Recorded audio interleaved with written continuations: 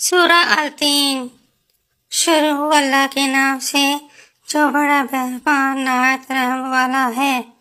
قسم ہے انجیر کی اور زیتون کی اور طور سنین کی اور اس امن والے شہر کی کہ ہم نے انسان کو بہت اچھی صورت میں پیدا کیا، پھر رفتہ رفتہ اس کی حالت کو بدل کر کمزور سے کمزور کر دیا، مگر جو لوگ ایمان لائے اور نیک عمل کرتے رہے ان کے لیے بڑا اجر ہے۔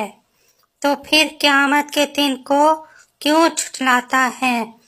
کیا اللہ سب سے بڑا حاکم نہیں ہے؟ تین کا مطلب انجیر۔ قرآن مجید کی 95 باب اور اس میں 8 آیات ہیں۔ سورہ التین پڑھنے کے فائدے۔ قرآن کریم کی تلاوت کرنے سے آپ کو اندر سے سکون ملتا ہے۔ زندگی سے لے کر موت کے بارے میں تمام سوالات کے جوابات دیتی ہے۔ ایسا عمل کرنے کو کہتا ہے جس سے آپ اللہ کے قریب ہو سکیں۔